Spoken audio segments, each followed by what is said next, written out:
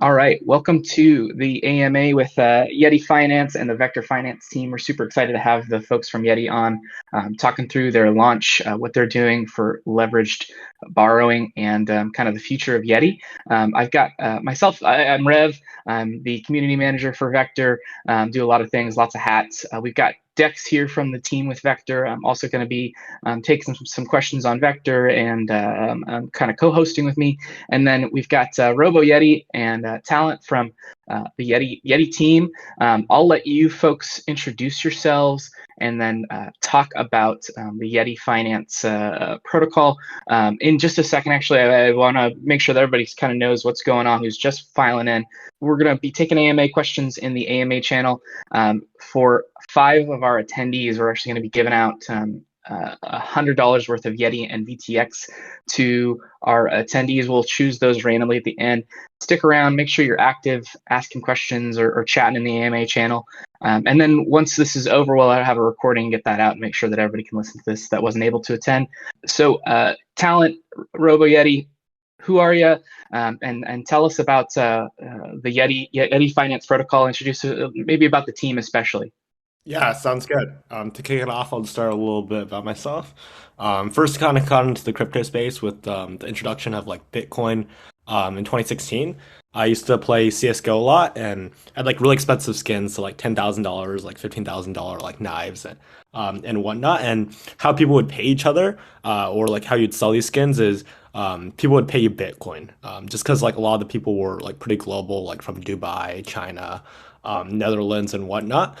So Bitcoin was kind of the global payment solution there. If you wanted to do PayPal or Bankwire, the fees would be very expensive and it'd be very slow, up to like a couple weeks for a Bankwire. And that's kind of where I really did a deep dive in crypto and kind of just started understanding how the blockchain worked, the power of distributed systems, and whatnot. And that's kind of led me to Yeti Finance. I think over time I've been in kind of the tech sector, working at various startups, and kind of Yeti was my kind of my next step and kind of my what I wanted to do more long term. Yes, RoboYeti, you can tell them a little bit about yourself and the team. Yeah, so personally, I got into DeFi around 2019. I'm a tech guy myself, and really interested both in the technology and kind of the philosophy behind crypto, creating these autonomous systems that kind of represent freedom from authority and an alternative to kind of the existing way things are done. So kind of got wrapped up in the rabbit hole, worked at a couple crypto startups. Most recently, prior to Yeti, I was working at a leading Ethereum startup in the, I guess like a leading Ethereum crypto startup. I'm not going to say which one just to avoid doxing, but there I was doing engineering as well as product. And so that was like right prior to Yeti, and kind of my long-term background. I have a computer science background, working in startups in kind of like the entrepreneurial space for a long time. And Yeti was started by myself, Talent, and ZeroX Truco initially. Three co-founders, all knew each other from college, and brought in some of the people we have experience working with, and kind of really saw a unique opportunity with crypto as well as specifically this vertical in terms of building something superior to anything out there, for leverage yield farming, for borrowing, and kind of bootstrapping something that we want to become a DeFi blue chip in the very near term. So the team overall, a lot of engineers, a lot of tech backgrounds. We're primarily based in the Bay Area, though team's not fully in person here. And so a lot of engineers, a lot of tech backgrounds. So Festive Yeti, he's our lead front-end engineer. Previously worked at Google doing machine learning. Spectral string was his focus. We have Aces Yeti, who is primarily doing smart contract auditing prior to working on Yeti. Truco, I didn't mention his background, but actually he used to be in research, in neuroscience and biology, and kind of he made this pivot into the startup world, and joined forces with Talent and I to build something special. And we also have Xerox Goya, who has been in the blockchain space for a bit as well, working in kind of the NFT blockchain entertainment sector, and he's also working on front end. And then finally, we have Mebius, who does MEV and kind of made a lot of money there, and just kind of pivoted to work on Yeti. He does bots as well as Solidity engineering work for us. Nice, very cool. Yeah, so a pretty stacked team, a lot of smart fellows. It's it's you guys. I think were friends, a lot of you. And then did you reach out to find some folks in the crypto space as well? How did you find certain members of the team? Yeah, it's interesting. So back in September of last year, kind of when we were getting the ball rolling on this, we hosted some DeFi meetups personally, just to recruit people, and found some very interesting talent. We were also going to a lot of meetups, as well as kind of recruiting for our personal network, and kind of that's how we built out the team. Early on, we were really looking for, we didn't realize kind of the scope and the scale of ambition we were eventually going to go for, but I think we put together a team to go execute this. Nice. Yeah. On the Vector side, we didn't know each other at all ahead of time. Dexx basically had an idea for investing with Magnet DAO, and now we've kind of just come together through different means, different forums, just looking for devs, and it's really incredible to see the talent that is out there wanting to build something, and our team's own appetite for building is huge. So that's how Vector came to be, is basically we were looking to build a project, had this great idea of building on top of Platypus, doing a V token aggregator, etc. And then the team really came together on this and has built something phenomenal. So two different, really different ways of going about it. You guys know each other a little bit. I actually haven't met any of these guys face to face. It's kind of a fun mix in this crypto world. I'd love to know. It sounds like you guys were looking at the space. You were looking and saying, "Oh, look, we could build something. We know you want to build something in crypto. Got a background in that." And how did you come up with the idea for Yeti? Yeah, that's a good question. So we were actually pretty active users of DeFi beforehand, and we were using Abracadabra a decent bit. And kind of when we were using that, we were kind of diving deep in the code base, kind of understanding how the system works, especially on the peg mechanism for MIM. And we kind of realized the inefficiencies of it. One, kind of the Abracadabra system is built on top of Kashi, which is it's a very solid isolated lending market product, but something that's quite old. I think it's released in 2020, as well as MIM. In terms of the peg, how MIM gets it back to $1 is that people with outstanding loans on MIM, if MIM's trading for 97 cents, are incentivized to pay back their MIM loan, because they'd buy MIM on the market for 97 cents, pay it back, and when they borrowed MIM, it was $1. So there's kind of an arbitrage there. But we kind of saw, especially earlier this year, when there's kind of tenuous market conditions, that pegging mechanism doesn't always work. And we had been really kind of just exploring it and learning just more and more about the borrowing space on DeFi, and looking at pretty interesting protocol architectures like Liquidity. And we kind of really saw a way to kind of combine kind of the latest and greatest in DeFi borrowing with the stablecoin aspect that MIM produces. And the stablecoin model is very powerful because essentially you can issue your own currency, a stablecoin that's $1. And you can do this because, users are depositing more assets than they take out. And what this essentially enables is you kind of remove the traditional money market or lending market two-sided marketplace, where you have to incentivize depositors to deposit and give them high APYs to do that, and the borrowers have to pay a high APY that you pay the depositors plus an additional amount, just for the protocol to profit. And the stablecoin system allows you to essentially remove the depositors section and not have to pay very high interest for the money you lend out. And that kind of we can have 0% accruing interest and such low borrowing fees with Yeti. And I think long-term, this is a very sustainable model versus kind of what some of the money markets are doing, in that they're essentially subsidizing borrowers with high token emissions. So you actually get paid to borrow.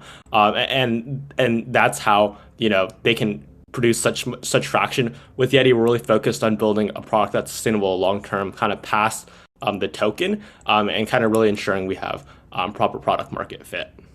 And when you were thinking about that fit, how did you come to Avalanche specifically? Yeah, that's a great question. So one thing, I guess my past background, I was always building consumer products, and I really wanted something that could be used by the masses. I think ETH, is a very great blockchain. But kind of right now it's like primarily dominated by whales, and really like I think we looked at like the average loan on Abracadabra and it was like $1 million, and kind of similar with Liquidity, and we kind of didn't really feel that was right in kind of the spirit of decentralized finance and blockchain and kind of empowering people that don't have access to traditional finance services, or kind of sophisticated products in their kind of respective countries or where they're from. So we thought Avalanche was kind of the best alternative in that there was a lot of kind of institutional users, whales, as well as a lot of retail users from different countries that could really benefit from a product like Yeti. We also had a really befriended crypto fish, kind of building out Trader Joe's. Really great to see what he was doing there and kind of the really vibrant and awesome Avalanche community that kind of took place, as well as we kind of got to know the people at the foundation and Ava Labs, and we really like them. They're like super hardworking guys. They've been really supportive of Yeti since day one. And kind of everything combined really made us build on Avalanche. It was a bet on the ecosystem, the community there, and kind of the people building the space. And I think it's paid off really well, and we're really happy with this decision. Yeah, same here on the Vector side. It's been really incredible to see the community that's here. I think you're absolutely right. It's really an accessible network, and you've got a really wide diversity of folks, from whales to smaller retailer folks that are just interested in getting involved, building stuff. And we've been really thankful to have such a vibrant community in Vector and in Magnet too. Folks who just want to see us succeed or pass, are willing to do what it takes to get there. And I'm sure you're seeing that with the Yeti community as well, which is pretty awesome. I think it seems pretty unique to Avalanche to have builders and community and the funding. It's all kind of coming together. So I'd love to kind of move into the launch and how things have been going. You guys launched, I think this last week. Is it last 7 days? Is that right? Saturday, actually. Yeah, Saturday. Okay. And how have things been going? Launches are always stressful. Things change. I know that when Yeti became a meme for a reason. I love the meme. I'm glad you guys are finally out. But how has the launch been going since you've been live? Yeah, I'd say launch overall has been quite successful. I think we're glad to kill the YUSD meme, but we completely deserved it in terms of market that was really, really secure and could handle the type of demand and volume that we were expecting. So I think we're super happy about those decisions to push launch out, and I think it's kind of really paid off. But in terms of traction, users and so on, we're very, very happy. I think one thing we're not so excited about is the fact that a lot of the usage right now isn't really the way necessarily the product was designed. So specifically, I think we have a lot of TVL and a lot of people farming, let's say Chi USDC or Chi AVAX and earning that yield, and plus borrowing YUSD and depositing in the stability pool or providing LP, which is very good.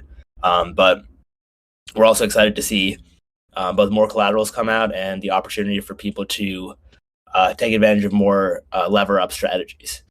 So that means, let's say, levering up on your AUSDC yield, or levering up on, let's say, a Trader Joe LP to multiply that yield. I think once one-click leverage comes out, as well as kind of we do more education around how to even do that process manually, I think we'll have even more traction and kind of see the users really get to experience the benefits of Yeti in terms of unlocking really, really great yield-bearing farming strategies on Avalanche. But I think, overall we're kind of like blown away and very happy with the way things have gone so far. Yeah, I kind of at its core, like Yeti is a very powerful borrowing product, and a lot of people are using it as a borrowing protocol right now, which is totally fine. But kind of what our architecture design allows is very low. Like DeFi lowest minimum collateral ratio is like 105% on stablecoins, 110% on base assets like AVAX, ETH, and whatnot. And this will allow for like 21x leverage on yield-bearing stablecoins, 11x leverage on base assets. And from there, you can run some very interesting strategies that aren't really possible anywhere else. For example, like Chi USDC, I'm not sure how much yield it's bearing right now, but I think USDC.E before we launched was getting like 6%. You leverage that 15x, that's 90% APY you're getting on a deposit stablecoin on Benchy, which is like pretty nuts. And it's something that wasn't possible before Yeti. And what kind of Yeti is, it's almost like a platform where users deposit assets. The deposit assets get auto compounded. So if you deposit A3 curve, we sell the waybacks and the curve rewards and deposit back in more A3 curve for you. So it's really just like a very powerful yield platform, as well as kind of a liquidity layer on Avalanche. Kind of our vision is to really build on top of every single big protocol on Avalanche. So, like Trigger Joe, Benchy, and kind of in the coming, weeks and months, platforms like Aave, Platypus. Platypus has like $900 million in LP tokens, and right, this is not collateralizable anywhere. And with an integration with Platypus, now you have kind of these $900 million of Platypus LP sitting in those pools getting 20% APY that can now be deposited on Yeti, and you can LP more on Platypus. You can stake in our stability pool or Curve LP, or you can buy more different assets like AVAX or whatnot. So we're really building a really powerful platform, and I think this is really just the beginning in terms of use cases and education and people just understanding what our product is. Right. Yeah. So if I hear you, really happy with the launch and super excited to get new things out there, like new collateral types, and make sure that the leveraging that your system allows for is being used and really easy to use. I'm looking forward to the those new features as well, especially with collateral. And as you're talking about Platypus, just getting excited about that, especially if Vector is ever used, Vector LPs are ever used as collateral. Not just getting Platypus rewards and their base APR, but using Vector's accrued XPTP to boost those even more. I think that'd be awesome. Maybe someday. Let's kind of talk about the protocol. Let's get into the nitty gritty. I'm going to start really high, and then we're going to dig into kind of your mechanics and how things work. I got a question from the AMA channel was, how would you describe Yeti in 5 words or less? Yeah, so I would say cross margining. 21x leverage, 0% interest, auto compounding. Okay, I guess I have one more word. Borrowing. Nice. I like the use of the hyphens. I think it's a good way to do it. And so that kind of starts to take me into this question of, okay, we've talked about liquidity a little bit. We've talked about abracadabra. I'd love to know more about specifically what makes Yeti unique compared to other borrowing options on Avalanche right now. Yeah, I can handle this. So I think kind of Talent's description, 5-word description, covered a lot of the bases here, but just to go into more detail, the primary thing we're focused on is enabling the best possible yield strategies. And so the way we do that is offering this super low collateral ratio, which is enabled by kind of how our system works at a core level. So since we have a stability pool, our liquidations work very different to any other borrowing protocol, or most other borrowing protocols other than those built on Liquidity. And so the stability pool kind of is a pool of YUSD. It's kind of part of the protocol's native YUSD, sitting there and ready to be used to participate in liquidations. And the benefit there is that we don't have to rely on external liquidators so in some sort of auction process like MakerDAO, for example, where if let's say ETH starts dropping in value, there's an auction process where the collateral has to be sold off. You kind of have to rely on external people to come in and perform that liquidation. Because of this YU sitting there natively in the protocol, its liquidation process is incredibly smooth and easy. It's essentially anyone can call the liquidate function, and bad debt gets cleared from the system seamlessly, and that collateral then goes to the stability pool depositors. So this way we can get the lowest collateral ratios in a safe way. And so we've done a lot of work on the economic security side with our firm 3 Sigma. I spent a lot of money making sure that things are very secure. And this builds off Liquidity, kind of, which is considered the gold standard, or one of the gold standards in terms of stablecoins and a decentralized and really robust system. The high leverage is like one of the main things. And then in terms of just continuing on, we also offer like the ability to cross margin, which is also quite rare among lending protocols. And so what that means is if you have a portfolio of assets on Yeti, let's say WETH, USDC, WBTC, maybe some LP tokens. That diversified basket of collateral is much more protected from liquidations than if you had each of these assets put in a individual lending position, where let's say WETH starts dropping a little bit, as long as your let's say LP tokens of a different asset also go up in value a little bit. That way, your entire portfolio of collateral stays high in value, and you're not eligible for liquidations. That's kind of like the power of cross margining, and allows our users to feel comfortable borrowing at lower collateral ratios as well, and kind of pushing the limit on their yield. I think Talon, maybe you want to. Oh yeah, I was just gonna say yeah, like, and kind of really our system is really kind of like a technical breakthrough in terms of DeFi. Like we spent, 7 engineers over 7 months to really build this, and we've really invested a lot in smart contract and economic security. 5 smart contract audits, 2 economic analysis reports, and over $800,000 spent on kind of really building, developing it, and ensuring this system is secure from both the smart contract and the economic modeling side. And yeah, I think we're really proud of what we built, and kind of just really unleashing kind of the next wave of DeFi borrowing and liquidity. But yeah, that's pretty much all I had to add there. Yeah. So you've talked about the economic audits that you've done. I think when you're looking at that, they're particularly maybe looking at collateral, volatility on collateral, etc., parameters that you're setting. How do you decide on collateral types, what you're adding, and then the parameters for those? You just added SJO, for example, and you've got some parameters for those on the fees, the ratio for safety, etc. How do you set those up? Yeah, great question.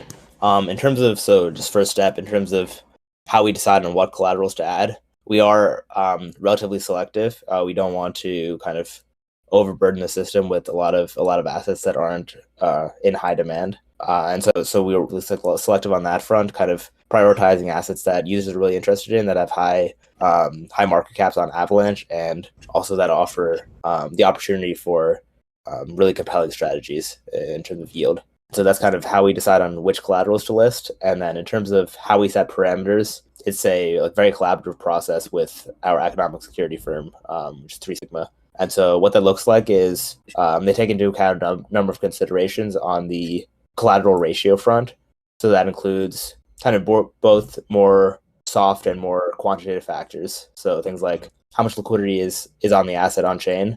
So that gives an indication of how volatile that asset might be, as well as how volatile that asset has been historically. They also look at smart contract security on the protocol who issues the asset, as well as more soft factors such as like the team's credibility and how long they've been building the space, as well as how long the product has been out. So all these factors kind of decide how much buffer we want to give in terms of the collateral ratio and the threshold where liquidations are still beneficial for the stability pool depositors. So SJO is a more volatile asset. So we've given it a higher collateral ratio.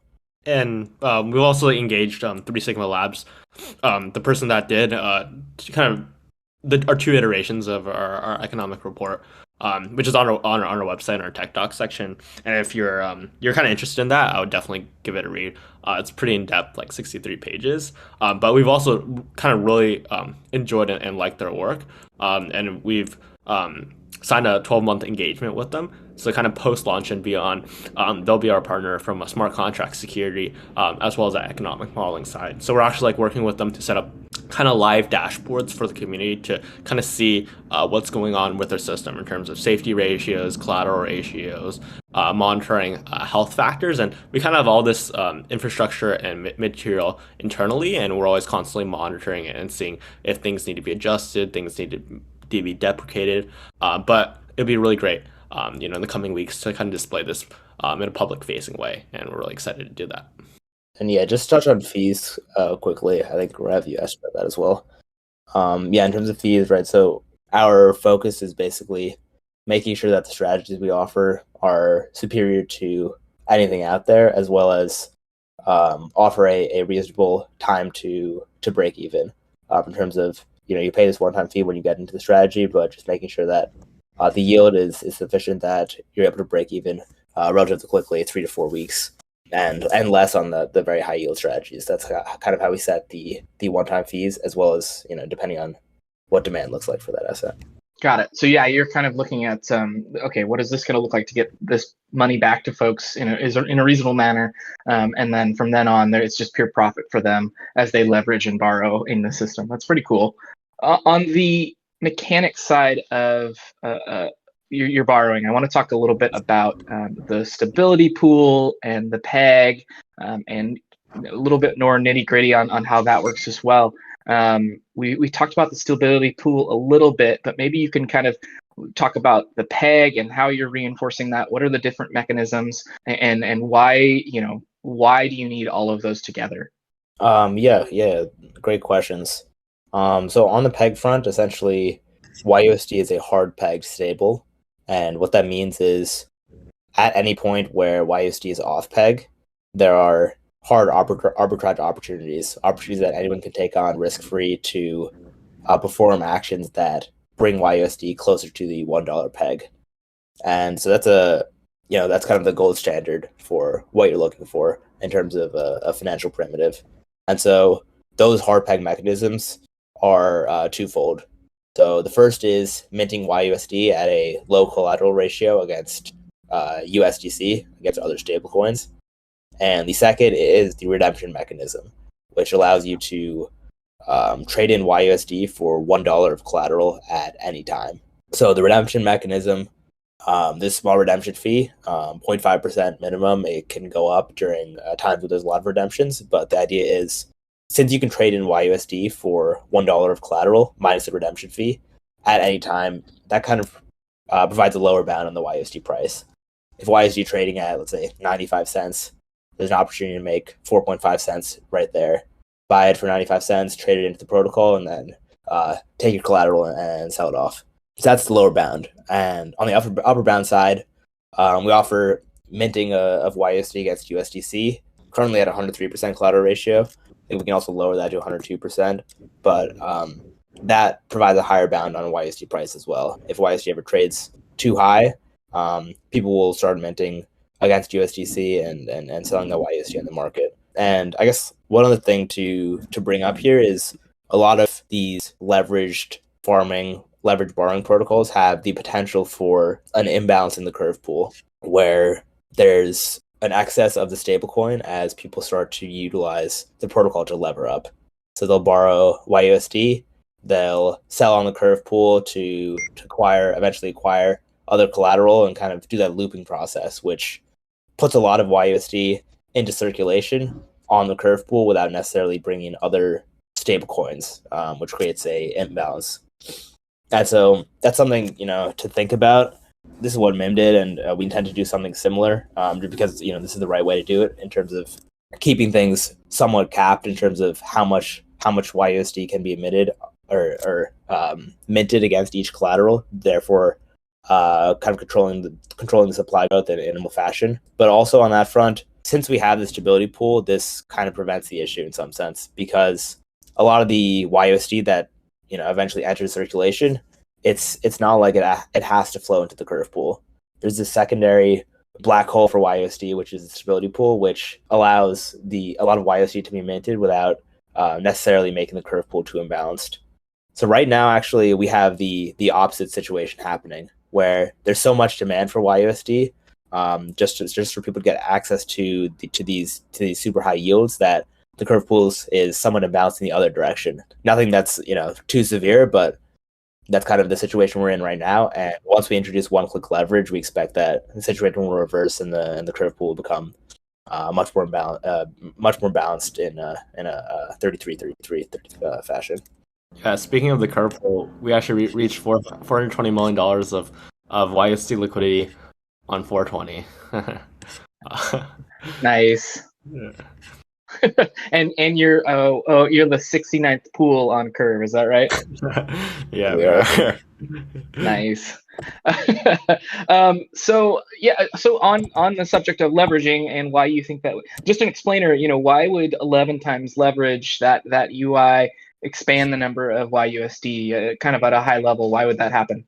Yeah, essentially what's happening when you do leverage is you're minting YUSD and selling it for the collateral asset, or you're minting YUSD and buying more of a collateral asset over and over again in that loop. And so that process is introduces a lot of YUSD that's then enters the curve pool, sold on curve pool. That makes sense. That makes sense. Yeah. So you've got more and more collateral coming in, more YUSD going out, back and forth, and suddenly you've got a better balance on that curve pool. So we've talked about security a little bit with the audits, also the economic audits. I don't want to get into that too much. I think those are out there. Folks can read them. One question from the AMA channel is: do you all have any plans to get listed on something like Nexus or InsureAce or some sort of insurance protocol? Yeah, so actually, Risk Harbor is going to be building something for us, definitely. At least they're starting out with YUSD DPEG insurance and then also exploring smart contract risk. I'm actually supposed to talk to Nexus today. We talked to them back in January, just kind of introducing ourselves in the project. But Nexus is able to spin up insurance like very, very quickly. And so we should be able to get a market listed with them. And I think a lot of the larger players also are kind of waiting on the sidelines right now just to have that product out and just to please their investors, like buy some insurance and then go into Yeti. So I think we're trying to make that happen as soon as possible. Could you explain kind of for the folks here, once that product is out, what will they be able to do with insurance? Yeah, so the Dexx product, I don't want to misquote their policies, but essentially it's a smart contract risk insurance product.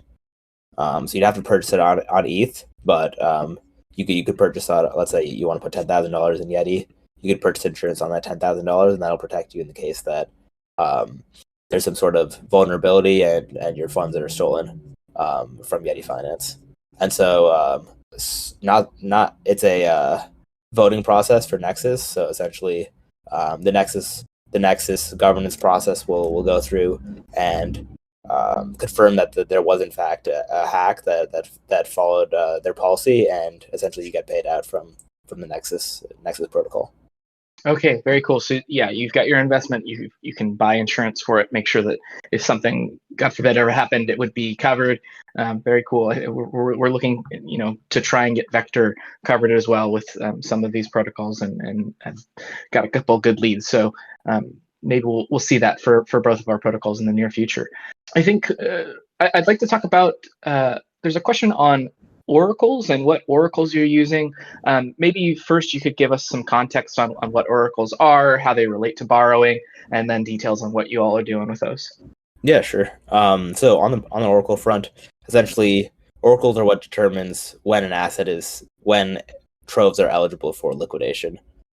So it's a price feed, real-time price feed that our contracts utilize. So when someone calls the liquidate function on Trove, essentially the contracts go check the oracle price of all the different collaterals in the Trove and then determine whether it's under collateralized or doesn't have sufficient value in the Trove to back the YUSD that's been minted against it. So oracles are super important in terms of the security of any borrowing protocol, and so we've put a lot of emphasis and effort into making sure that our oracles are very secure. So for every oracle in the system right now, it builds off a Chainlink price feed.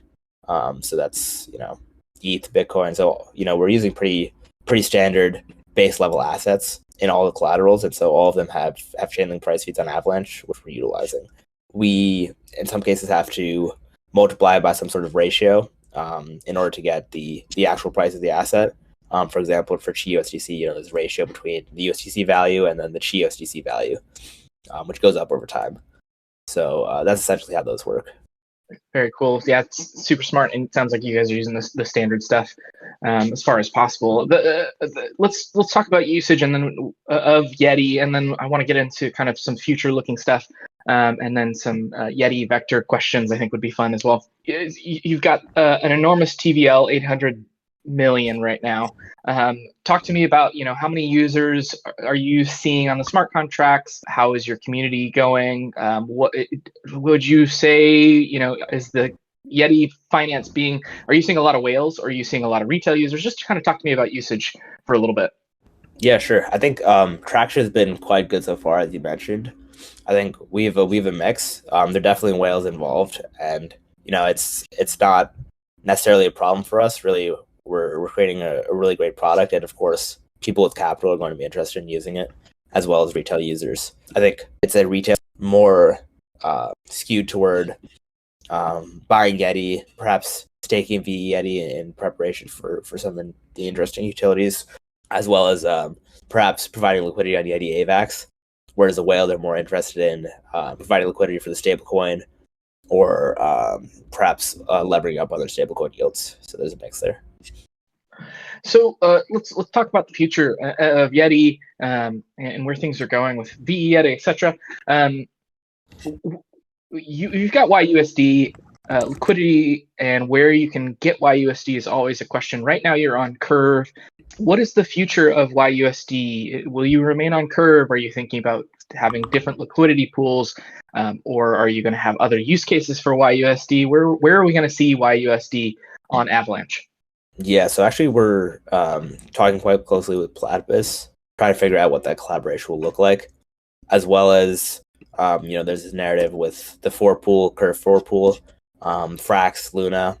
So they're very interested in working with us, and especially because we have the second largest Curve pool in Avalanche, so that collaboration could be interesting as well. I think we're very, very open to partner everyone. So whether it's some of the ETH OGs and kind of the big dogs in the space, or as well as looking to Platypus and supporting the Avalanche native projects. So I think more details will have to be finalized. I think we're in constant talks with Platypus trying to figure this out. But I guess expect us to be collaborating with a lot of projects.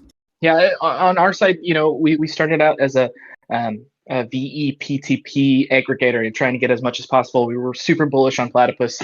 I'd love to know your thoughts specifically on Platypus and the benefits of getting onto Platypus as a liquidity pool.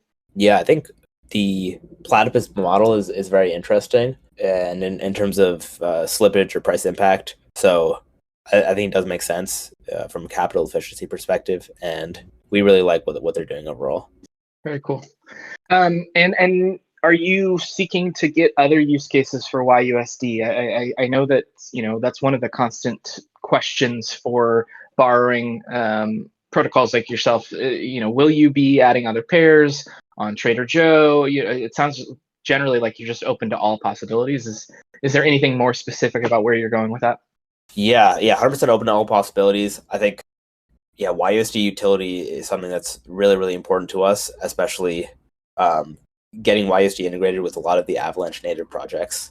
So this might include, GameFi getting YUSD involved as a game currency for some of these new subnets, or getting YUSD involved in some of the derivative platforms upcoming on YUSD, such as Arrow's Market or Hubble Exchange. If we are really, the second largest, or second one of the most liquid stables on Avalanche, and potentially going to surpass AB3 curve as well, especially seeing as the rewards die off, which would be pretty incredible. But if we're in that position, it makes a lot of sense for these projects to integrate us, because we have this huge reserve of liquidity that proves our stability, as well as we can offer a lot in terms of marketing potential and the narrative around Avalanche native. High level, it would be derivatives, GameFi, and also getting YUSD integrated into a lot of protocol treasuries as a reserve asset, as well as an asset that they can use to earn high yield. Yeah, like LUSD, which is kind of similar to YUSD, except that it's just backed by purely ETH, is one of the most sought after stablecoins on the ETH blockchain for DAOs, like phase, like market buying, like $112 million. I don't know the exact number. It was like something like crazy like that of LUSD, just because of the decentralized nature of it, in that it's kind of backed by ETH, and if ETH drops, people get liquidated and whatnot. That's kind of what we also want to do with YUSD. We really want to make it, a really kind of sound store of value that DAOs can use as an alternative to some centralized stablecoins like USDC and USDT. And obviously, we don't envision people completely switching off to it, but it's a great way especially if you have a big treasury, kind of diversifying the way you hold your dollars, and also like looking at things like bonding with YUSD is something very exciting to us. And we've seen kind of protocols like Frax and MIM and whatnot kind of do this, and it's something we're really excited to do with YUSD. Awesome. So I've got a couple of questions that I want to speed through on Yeti, the token itself. And veYeti, and then we'll talk about Vector and Yeti at the end here. Tell us about veYeti. What will it be doing right now? It's you stake and you accrue veYeti. What's going to happen in the future with that? What's the timeline? How are folks going to be able to take advantage of veYeti? Yeah, great questions. I think the veYeti mechanic is probably one of the most core pieces to Yeti Finance, and will kind of establish the fundamental value of the Yeti token, and is really a core piece to what we're thinking about. So the most likely the first utilities that's going to come out in terms of veYeti is veYeti will be used to gate access to the best strategies on Yeti Finance. So, for example, the anchor strategy. There's so much demand for, we're calling it Pandora's box. There's so much demand for levering up on anchor yields, similar to DGen box on MIM, which we saw got hundreds of millions, like 900 million, maybe even more of TVL. So there's a lot of demand for that strategy, and there's a limit in terms of what our system can handle and how much UST we actually want on Yeti Finance. And so by accruing veYeti, that veYeti can be utilized to get access to a strategy like Anchor or other super high demand strategies where there's a limit in capacity. So that's the first utility. I'd expect that to come out with the Anchor strategy, and we're targeting the 3-week range in terms of when that will come out. Also later this week, we'll be starting to offer emissions on veYeti. So if you stake Yeti in veYeti, you'll start accumulating just pure Yeti emissions as well, kind of as a bonus while we're in this waiting period. And so beyond the gaining access as well as Yeti emissions, there are a couple other factors to this. So we're also doing boosted stability pool and LP yields, liquidity provider yields on the stablecoin using veYeti. This works exactly like Platypus and Trader Joe, and I think Vectors and others are potentially interested in accumulating Yeti for this purpose to allow their users to boost their stability pool as well as their liquidity provider yields. And so the idea here is we want to give away emissions to keep this liquidity, but we want to do it in a way such that the emissions go to people who are long-term aligned with the protocol. We've been staked, accumulated a large amount of veYeti, and probably have a decent Yeti position as well. And so that's the idea there. And I think that those utilities also we're targeting in the 2 to 3 week range in terms of boosting. And the final component to all this is that veYeti can be put toward getting discounts on protocol fees. So we take a cut of yield on the platform. So we do auto compounding, and we take a cut of the farming rewards. And so reducing that cut is another veYeti. So there's kind of like 5 different aspects if we include Yeti emissions, but the high level is if you are a user of the protocol, or you're someone who kind of believes that other people will value veYeti because they're users of the protocol, and it doesn't matter how you're using it. You're a farmer trying to get yield, whether you're someone who's wants to get access to leverage strategies, or simply you want to get access to leverage strategies or want to get discounts. Essentially, veYeti can be put toward all of those utilities, all of those benefits. Got it. So you've got some boosts, you've got some new strategies, you've got lower fees. Is governance possibility in the future, decentralized more and more as time goes on? It sounds like that's something you're looking at, but not sure about 100% how to implement. Is that correct? Yeah, definitely. Governance is something we want to introduce. I guess the parameters of what governance controls is more something that we're still kind of investigating and thinking about. We kind of want to make it so that the Yeti protocol can still make decisions very, very efficiently. And we've talked to people like Joey Santoro from Tribe, and one thing that he is very kind of passionate about is things like negative governance, where kind of decisions made on behalf of the protocol have to be can be like vetoed by the community, and that's one way they've kind of thought about it and seen as a very efficient way to have the community involved in the direction of the protocol while still getting changes and new developments shipped out very quickly. Awesome. Yeah. So I look forward to kind of more details on that. I'm accruing some veYeti. We've got Dexx here from Vector. We're on the Vector Discord. I think it'd be great to kind of focus on a couple questions around Vector and Yeti and maybe some synergies. I think the first question I would ask is, what do you all, Dexx included, see as the synergies between Yeti and Vector and what we're doing? Yeah, sure. Happy to take that one. I think there's a ton of synergies. Vector's primary source of TVL is stablecoin liquidity and deposits, and Yeti has a stablecoin YUSD. So of course, in the future, particularly if Yeti gets listed on Platypus, then having YUSD on Vector would be great. Similarly, with Trader Joe as well, given we have so much VE Joe now. As Yeti looks to bolster more liquidity, whether it's for their native governance token Yeti or YUSD, as they want more liquidity on Trader Joe, something with Vector could be of use there, given our power for voting and whatnot, and boosting those liquidity pools.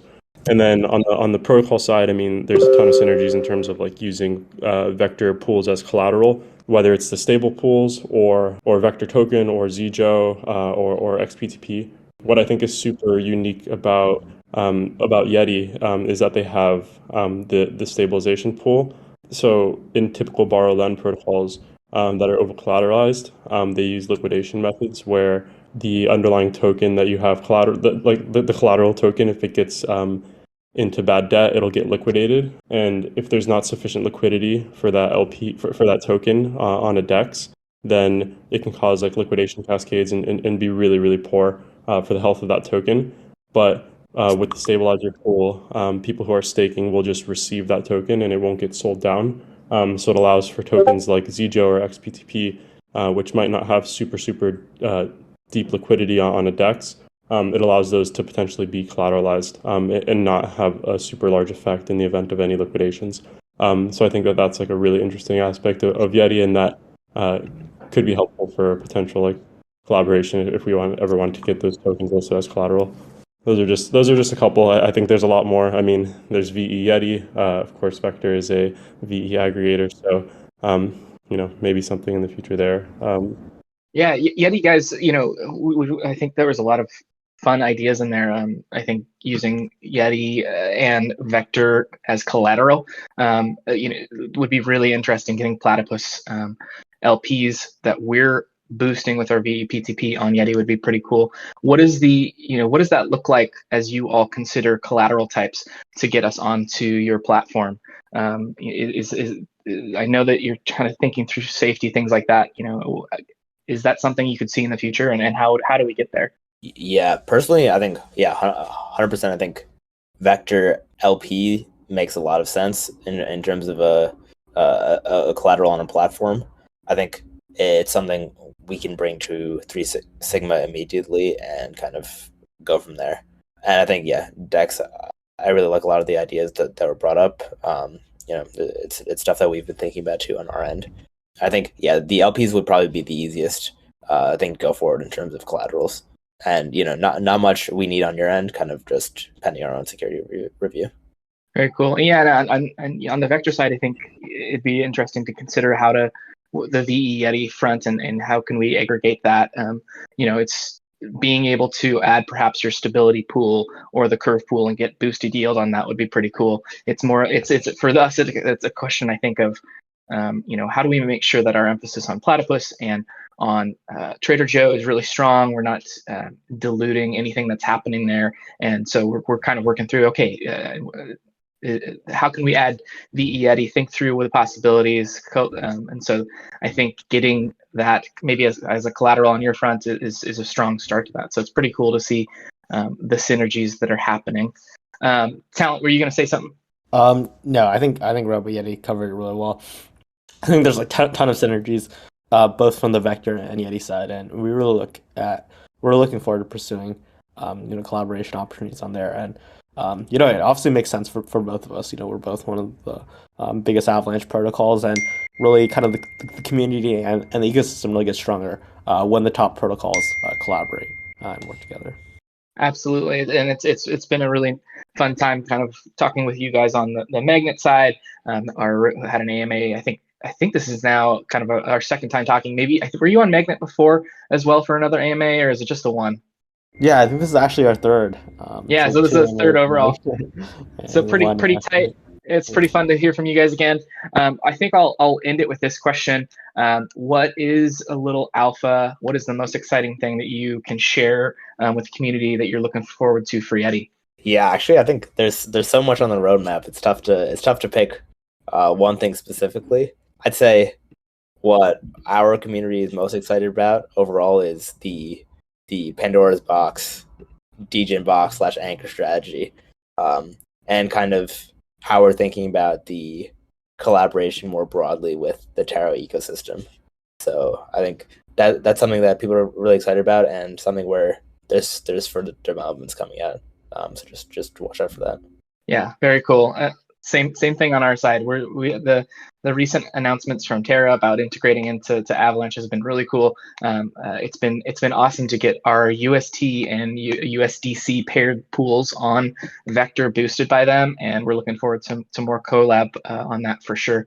And as well as you guys, I think YUSD is I can see it becoming the premier blue chip stablecoin on Avalanche. So I'm looking forward to what comes, and all the partnerships and building that's going to happen. So Yeti team, thank you so much. Folks here in the community, thank you for attending. Dexx, thanks for hanging out with us talking about Vector. Please make sure to check out Yeti Finance, get on their socials, go join their Discord. If you are coming from the Yeti Finance team, check out Vector Finance. We'd love to have some of your LPs here earning you boosted yield through Platypus or Trader Joe. Especially our new Trader Joe yields are just awesome. So go check those out. Anybody have anything else they want to say before we cut this stage off? Yeah, big thanks to Rev, Dexx, and everyone that's come out today from the Magnet DAO, the Vector Finance, and the Yeti community. We really look forward to kind of building out DeFi's best borrowing protocol and doing it together with protocols like Vector Finance and just the whole Avalanche and broader DeFi community. That's all for me. Yeah, thanks everyone for coming out. That's all I have to say. Yep. Yeah. So folks that are attending, we've been taking kind of screenshots and making sure we're watching the chat. That we will announce and reach out to the 5 folks that have won $100 of Yeti and VTX, and we'll make sure we get that sent out ASAP. Appreciate y'all being here. There will be a recording of this put up. I'm going to get hopefully our editor can get this out pretty quick and we can get it up on YouTube. I'll post that to the Yeti folks and on our YouTube channel and all our socials. So thanks again, Yeti team, and go check out both protocols. Have a good one, y'all. Take care. Bye-bye. Bye.